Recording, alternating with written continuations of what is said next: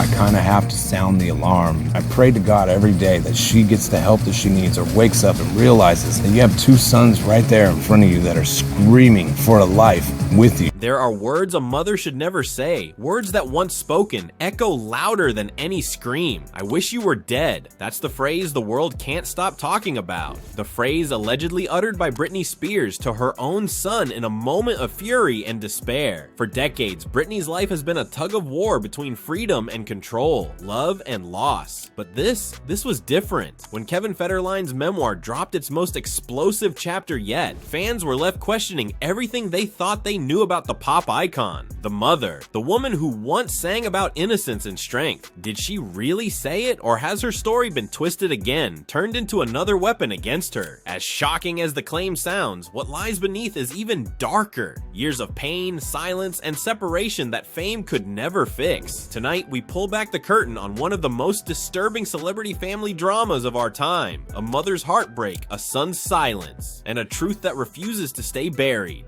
Before the chaos, before the headlines and heartbreak, there was a love story that seemed straight out of a fairy tale. Britney Spears, the most famous pop star on the planet, and Kevin Federline, a charismatic dancer with a quiet confidence, met in the summer of 2004. She was at her peak, adored by millions, yet searching for something real beyond the flashing lights. He was different from the world she knew, grounded, laid back, and unfazed by her fame. Within months, they were inseparable. Their romance was fast, passionate, and public. Britney called him her soulmate. They got married that same year, and soon after came two sons, Sean Preston and Jaden James. For a brief, fragile moment, Britney seemed at peace. She spoke about wanting to be a mother more than a superstar, trading world tours for bedtime stories and stroller walks. Home videos from that time show her barefoot and glowing, holding her babies with unfiltered joy. It was the closest she'd ever been to normal, but normal never lasts long under the weight of fame.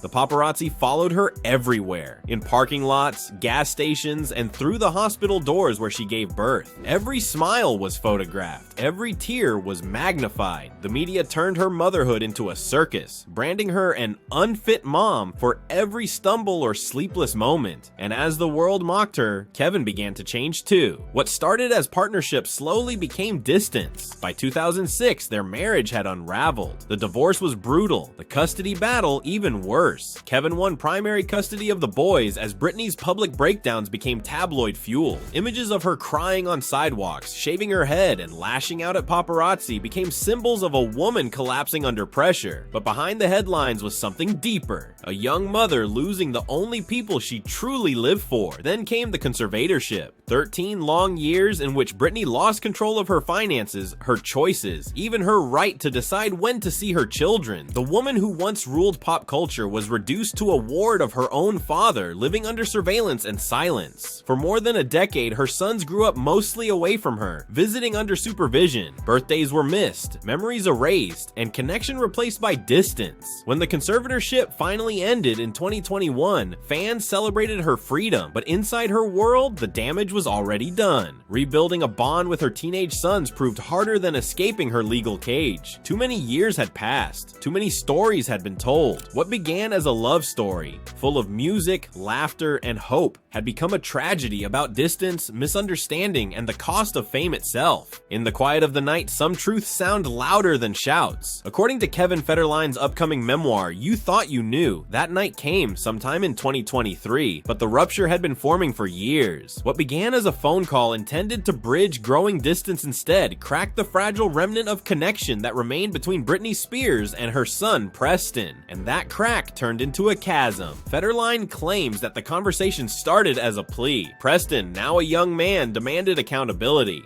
for social media posts, cryptic behavior, emotional absence. He asked questions, seeking clarity, but the response, in Federline's telling, was horror. He alleges Britney, in a moment of emotional overload, told Preston, and he claims by extension Jaden, "I wished you, your brother, and me were dead." The line is described as chilling, a pivot from private heartbreak to public weapon. That moment, Federline says, was not isolated. His narrative places it atop a pattern of behavior. a long, harrowing buildup of disconnection, desperation, and instability. The memoir includes multiple new, explosive allegations. Among the most jarring, that Britney would stand silently in the doorway of her son's bedrooms at night, watching them sleep while holding a knife. The boys, Federline writes, would wake to see her looming, then she would pause, utter a soft, "Oh, you're awake?" and retreat without explanation. To Federline, these accounts were not metaphorical. They were visceral. He frames them as proof of a psychological spiral, the mother they once knew receding into a figure of fear. His retelling includes additional claims that Britney once punched Preston in the face, ignored Jaden's severe allergy by feeding him shellfish, and pushed grooming rituals so extreme that the boys returned from visits with bleached scalps, their hair burned. The allegations paint a portrait of a home as unstable as it was intimate. Federline accuses Britney of pressing Jaden to bathe with her late into childhood, to wake him in the night, and to engage emotionally in ways that entrenched the boys in a codependency they didn't choose. Videos he writes were secretly recorded, one of Britney screaming at Preston about a shirt, another of her berating him in the car, insults interlaced with demands for respect. These claims escalate the narrative far beyond a single phone call. They recast the call as culmination, the moment in which years of trauma, frustration, and fractured attachment converged. In Federline's version, the phone line held not a plea for closeness, but the echo chamber of grief. Yet within his logic lies contradiction. Britney's camp pushes back hard, accusing him of gaslighting her yet again. In a social media post, she called his claims extremely hurtful and exhausting, and insisted he was packaging white lies into a product, turning pain into profit. She emphasized that she's always loved her sons despite the estrangement, and urged the public not to mistake her silence for guilt. Within her counterattack lies her own claim that the book is exploitation, and that her personality, volatile, misunderstood, scrutinized, is being weaponized to rewrite her legacy. She also framed the timing child support had ended, and now the only way to make her story sell was to sensationalize pain. To many observers, the debate is no longer about whether the call happened, but about who controls the narrative. Was this a moment of compassion twisted into a betrayal, or an admission of irreparable collapse? The lines blur, the allegations are raw, and the emotional gravity is suffocating, because the incident didn't begin with the call, like it began with every small fracture that preceded it. Public scrutiny, the conservatorship, the absence, the fragmentation of the relationship between mother and sons. The call was the boundary that finally broke. In Federline's telling, it was the night the facade of fame cracked, exposing the raw, unedited fracture of a family. In Britney's retelling, it's yet another chapter of betrayal in a centuries-old script written by others. One fact remains undisputed. After that phone call, things never returned to what they once were. Silence fell, boundaries hardened. Love, measured now in absence, became something neither side could easily claim. And in that pause, the world bore witness, not just to a scandal, but to a fracture that fame could never fully heal.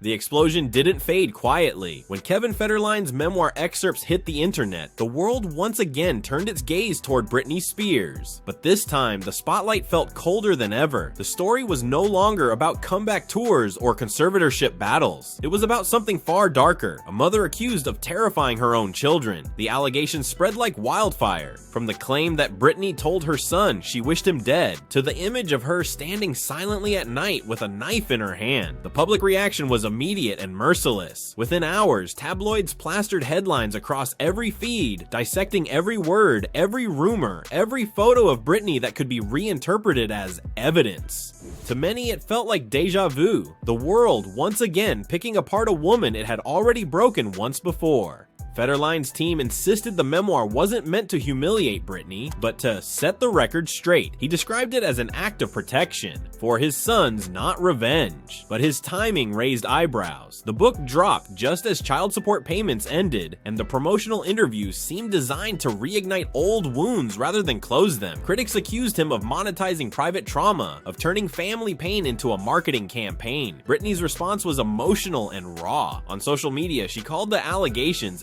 extremely hurtful and exhausting, pleading with fans to see through what she described as a calculated attempt to destroy her image. She denied ever harming her children, labeling the stories as fabrications. Cruel exaggerations meant to keep her trapped in a narrative of instability. If someone truly loved me, she wrote, they wouldn't humiliate me for the world to see. Her fans rallied instantly. Online, #WeStandWithBritney began trending again as supporters accused Federline of exploiting her mental health history for attention and money. They pointed out that his accusations lacked any third-party evidence and that for years he had lived comfortably on Britney's financial support. Others, however, argued that the allegations couldn't be dismissed so easily, that true or not, they exposed a deeply fractured family still haunted by years of dysfunction. Behind the noise, the emotional cost was undeniable. Britney reportedly hasn't seen her sons in years, one for only 45 minutes, the other just a few times in 5 years. For her, the boys had always been the anchor, the only thing grounding her through the chaos of fame and control. Now, even that connection was gone. Every post, every public statement seemed like a message sent into a void. In interviews, Federline maintained that he had kept quiet for too long, claiming the boys needed their truth told before someone else twisted it. But many felt the twisting had already begun,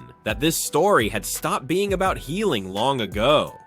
Instead, it became another battle of image, another war for public sympathy. The aftermath of the memoir's release left no winners. Britney appeared tired and wounded, Kevin defensive and unrelenting, and their sons caught between narratives, children forced to grow up in headlines instead of homes.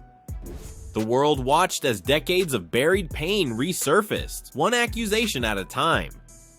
When the dust settled, one thing became painfully clear. This wasn't just a celebrity feud, it was the disintegration of a family in real time. A tragic reminder that in the glare of fame, even love can become unrecognizable. At its core, this story isn't about drugs, knives, or phone calls. It's about the unbearable weight of fame and what it does to the human soul when privacy, love, and sanity are turned into public entertainment. The allegations in Kevin Federline's memoir, whether truth, distortion, or revenge, expose the same old wound. A woman who spent her life being watched, judged, and controlled, now finding her motherhood dissected in the same way her career once was. Britney Spears has never simply been a person in the public eye. She has been a projection, a pop princess, a tragedy, a rebellion, a redemption arc, molded by others, then blamed when she no longer fit the script. For over 2 decades, the world has alternated between pitying her and punishing her, fascinated by her breakdowns, but blind to the forces that caused them. The conservatorship may have ended, but its ghost lingers, a reminder that freedom, once taken, is never truly returned. Federline's book plays directly into that tension. His supporters claim he's offering his sons closure. Critics argue he's continuing the same pattern of exploitation that surrounded Britney for years by reintroducing shocking, unverifiable claims. The knife, the cocaine, the wish for death. He has forced the world to relive her lowest moments, stripping away any chance of quiet healing. It's less a memoir and more a mirror, reflecting the cycle of scandal that defines modern celebrity. Trauma packaged as truth, pain sold as entertainment. But there's another layer here, the silent tragedy of the sons caught between two realities. For Preston and Jaden, their mother's fame is not glory, it's a burden. Every headline about her is also about them. Every accusation forces them to choose sides. They are the true victims of this ongoing war, their identities shaped by narratives they never asked to inherit. Perhaps that's the cruelest truth of all. This was never just a family falling apart. It was a family forced to perform its collapse for the world to see. And in that endless performance, everyone loses. As one industry insider put it, this isn't revenge, it's surrender. A surrender to fame, to exhaustion, and to the reality that sometimes the hardest part of healing is realizing the audience never leaves.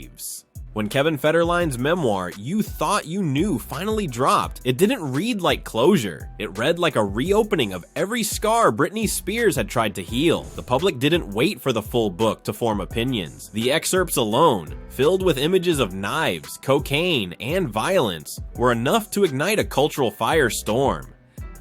Overnight, Britney's name dominated headlines again, not for her music or freedom, but for the darkness of a family war playing out on the world stage. Federline's press tour fueled the storm. He claimed his intent was honesty, not vengeance, that his sons deserved to have their truth told. But every interview, every carefully timed revelation seemed more like performance than confession. Critics called the memoir an act of exploitation disguised as concern, a deliberate attempt to reclaim relevance by weaponizing Britney's vulnerability. Others defended him, saying he was doing what Britney never could, confronting the chaos she created. Britney's response was a mix of sorrow and exhaustion. Her public posts didn't sound like the voice of a fighter anymore. They sounded like someone defeated by the endless scrutiny. "It's extremely hurtful and exhausting," she wrote. "I've been silent for so long, and now they twist my silence into guilt." She accused Kevin of gaslighting her for years, of profiting off her pain, of using her as a permanent storyline in his own fading spotlight. Her legal team hinted that action might be taken against any provable falsehoods in the book, but even legal recourse couldn't undo the damage. As the weeks passed, the noise only grew louder. Television pundits debated her mental health again. Tabloids recycled old footage to analyze her expressions. Fans clashed online, one side defending her as a victim of decades-long manipulation, the other convinced she was spiraling beyond control. It was the same old battle, replayed under a new spotlight. The difference this time was that her sons were old enough to read it all. Behind the scenes, nothing changed. Britney remained estranged from her boys, describing them as ghosts of the life I used to have.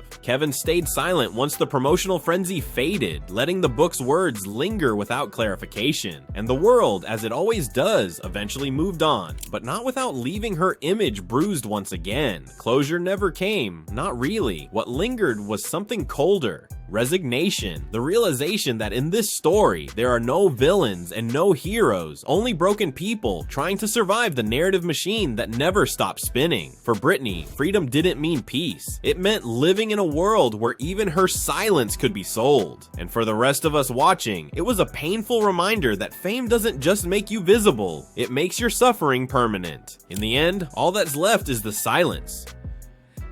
Not the kind that brings peace, but the kind that echoes with everything that was said and everything that shouldn't have been. A mother, a father, 2 sons, and a truth that no one can fully claim.